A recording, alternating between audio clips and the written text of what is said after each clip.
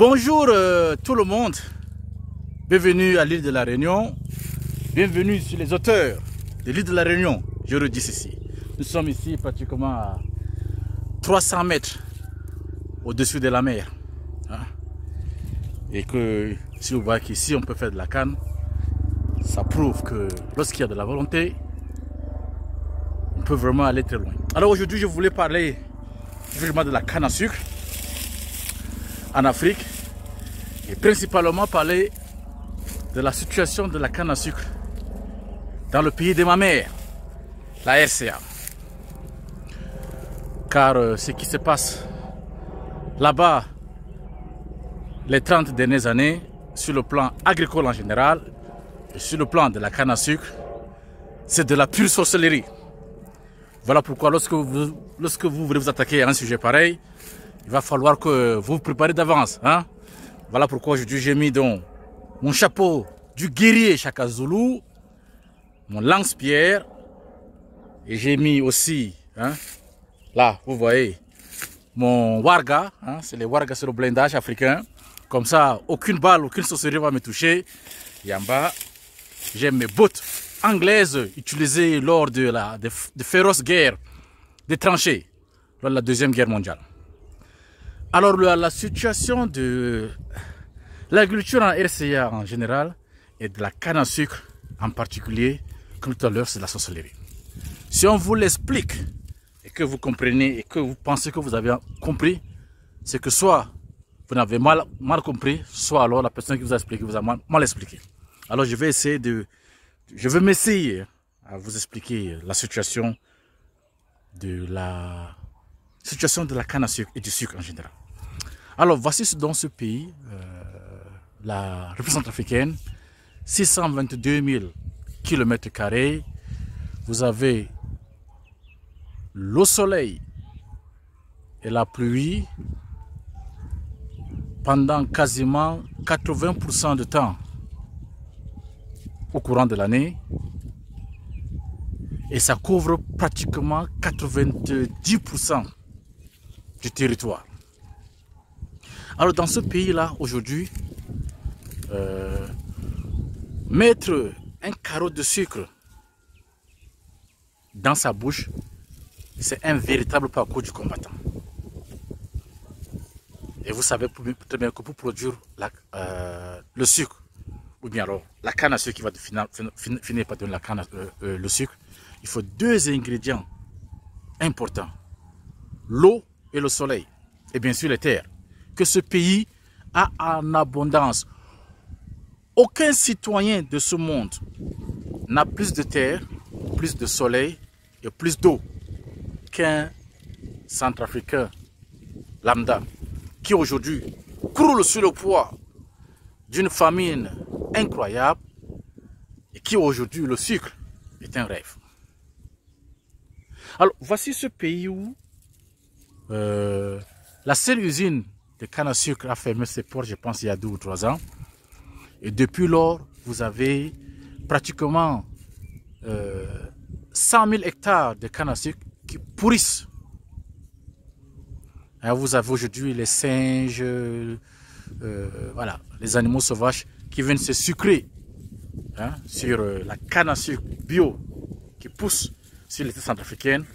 Pendant ce temps, le pays qui a un PIB extrêmement très bas, pratiquement 2 milliards de dollars par an, va emprunter des milliards ailleurs pour aller importer du sucre, soit du Brésil, soit de l'Inde, pour l'amener déjà au port de Douala, faire 1000 km pour l'amener à Bangui, et maintenant, pour l'amener dans les provinces, ça il faut compter des jours, c'est plus les kilomètres, c'est des jours et des semaines, pour que le citoyen lambda qui vit à côté des champs de sucre puisse avoir le carreau de sucre, hein, ce carreau-là, pour mettre dans son thé qui vient du Brésil, qui vient de l'Inde.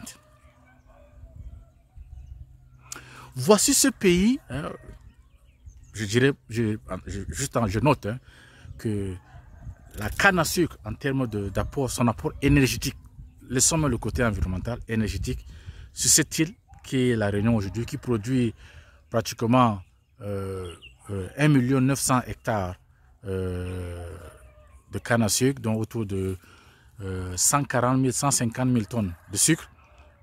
Une partie très importante des déchets de l'énergie utilisée sur l'île provient effectivement de la canne à sucre. Et donc vous avez ce pays qui est la RCA où 95% de la population n'a pas accès à l'électricité H24. On dira même que 50% de la population n'a jamais vu l'électricité. Hein? Passe à côté de l'opportunité qui aurait fait de ce pays un pays éclairé. Un pays autosuffisant énergétiquement. Alors tout récemment, il y a eu un projet financé par un organisme financier pour un central solaire de 25 MW qui a coûté, je pense, 35 milliards de dollars. Alors, ce qui m'étonne, c'est qu'on ait pu approuver un projet pareil. Un projet, pour moi, c'est un projet sans aspect de développement économique et social, c'est-à-dire que vous avez les 25, la capacité de 25 mégawatts aujourd'hui. Dans 10-15 ans, vous aurez la chance déjà, si ce central a continué à produire, vous avez toutes les chances que vous arrivez qu'elle n'existe plus. Ah oui, en RCA, je pense que c'est bien possible. Déjà, les batteries de stockage d'ici 5 ans seront HS. Il n'y aura que l'alimentation de l'énergie solaire pendant la journée. Et là encore, je vous dis, vous aurez parié, je parierai mon dernier centime pour dire que d'ici 15 ans, vous n'aurez que des vestiges de ce projet-là. Alors que si on avait mis ces 35 milliards de francs CFA dans un projet de développement de canne à sucre, ce pays serait devenu l'un des plus gros exportateurs de sucre en Afrique. Si on y met effectivement un projet de développement horizontal de la production de la canne à sucre. Si vous traversez Bangui de long en large, vous aurez minimum près d'1 million de personnes affamées, malades, sans abri, mal habillés, qui passent toutes les journées à se gratter les couilles. Oui, je dis bien se gratter les couilles, ne sachant pas quoi faire. Et lorsque vous traversez Bangui, passez Bangui sur 10-15 km, vous allez être choqué de voir des millions d'hectares couverts par des herbes qui font 2-3 mètres de hauteur. Alors l'herbe, c'est quoi? C'est l'herbe. La canne à sucre est une herbe. Là où pousse l'herbe, pousse la canne à sucre. Et là où la canne à sucre pousse, les herbes ne poussent pas. Alors, on aurait tout simplement pensé, de manière à court et à long terme, qu'au lieu d'investir dans un projet, par exemple, de production sans impact socio-économique, hein, 25 mégawatts, dans une capitale qui a besoin minimum de 300 mégawatts, c'est une goutte d'eau dans la mer. Alors, si vous prenez ces centaines, près d'1 million de jeunes qui ne foutent rien à Bangui, vous venez les déverser sur les millions d'hectares hors de Bangui, sous la pluie, le soleil et les 35 milliards, vous déroulez un tapis de culture de canne à sucre, et dans 10 ans, toute la centre africaine, plus ou moins, sera couverte de canne à sucre.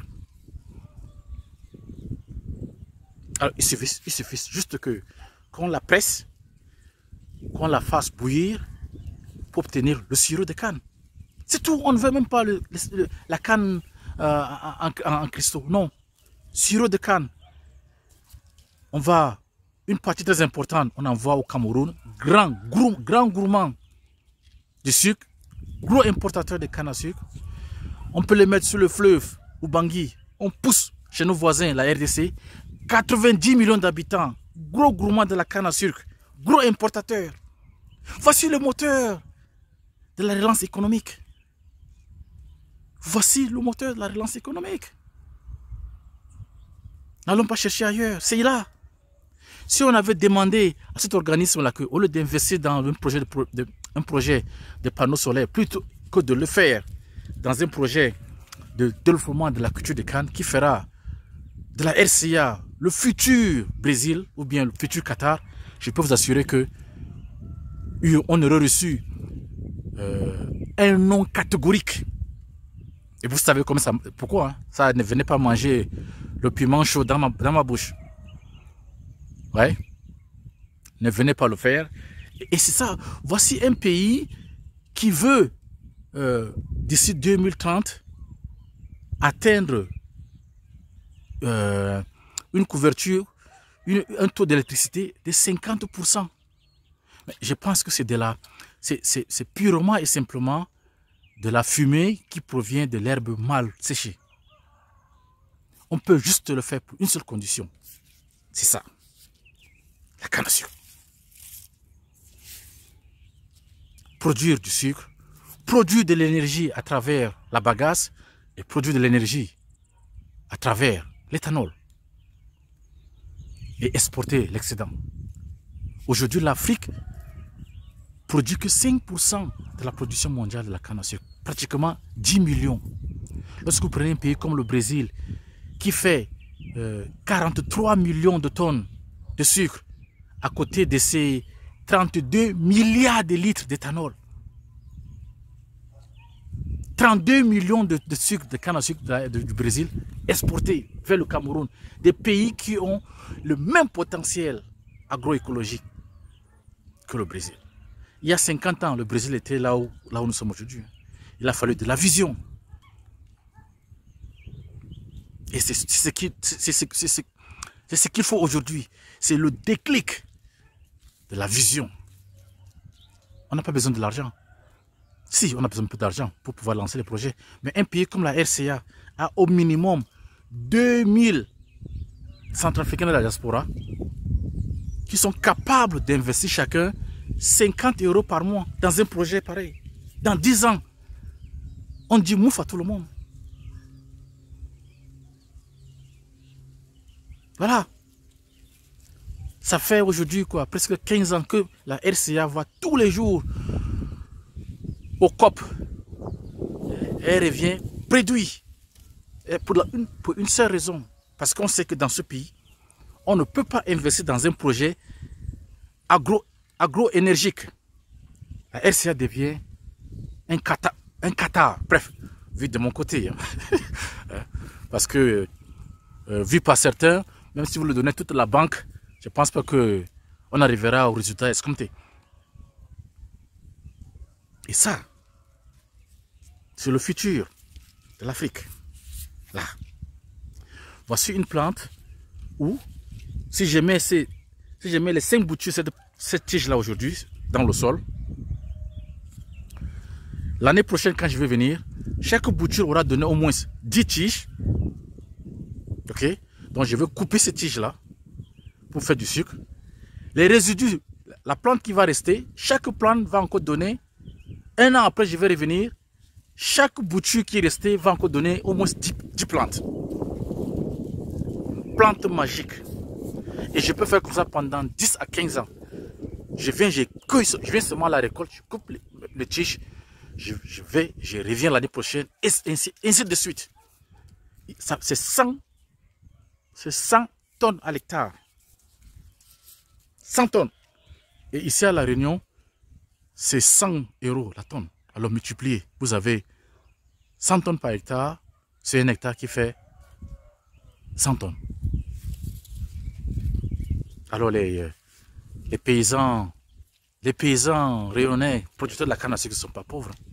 Contrôleront par exemple, vous allez dans le pays de mon père, à Banjok, où vous trouverez des grands-pères qui ont fait 50 ans dans l'usine, la seule usine de production de canne à sucre, qui vivent du salaire de leur fils, retraité lui aussi, et celui-ci aussi dépend du salaire de leur fils qui aujourd'hui est encore employé.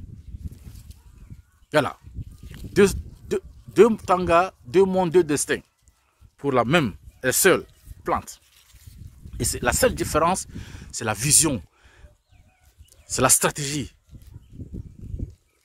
Et ça va venir du numéro 1, soit du Cameroun et celui de la RCA.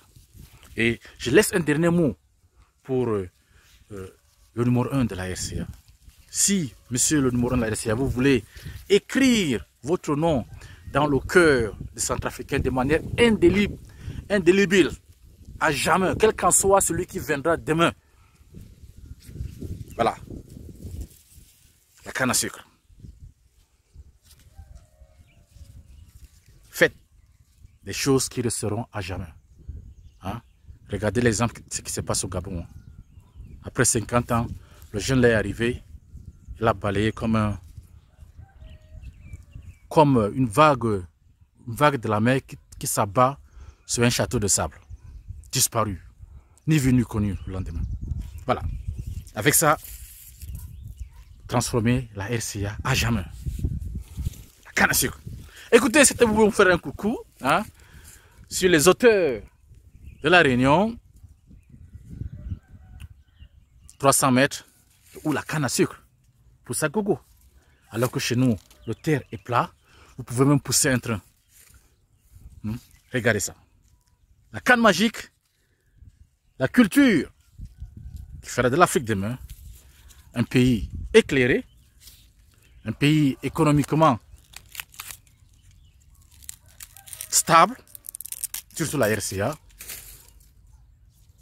Et voilà. Écoutez, c'était donc pour faire un coucou. Je vous dis ciao ciao depuis les auteurs de la Réunion. Le temps que j'aille sous ce soleil me refroidir le long de la mer, l'océan Indien, avec effectivement du rhum. Allez, passez un bon temps en famille et on se dit dans bientôt. Ciao ciao.